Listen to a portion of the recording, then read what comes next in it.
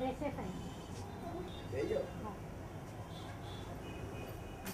હવે લોંગ પેટર્નમાં છે ને એનું વેઇટ વાઇઝ બી તમને ઓછું રહેશે કારણ કે અમેરિકન ક્રેપ પર બનાવેલું છે. આ લાઇક્રા કાપડ છે. એકચ્યુઅલી કચ્છના ગામડાઓમાં કાપડ આ જ ચાલતું હોય છે. એકચ્યુઅલી કાપડ સુરતમાં તૈયાર થાય છે. ડિટેલમાં તમને માર્કેટમાં જોવા નથી મળતું.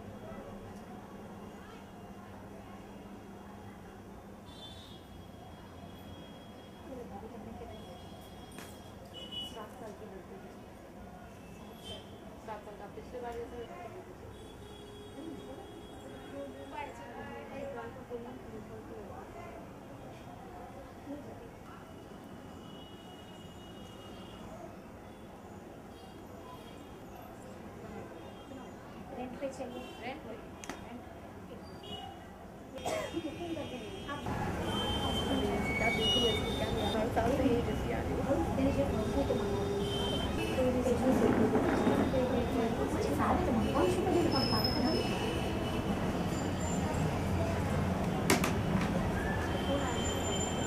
ये कल सुबह 7 बजे से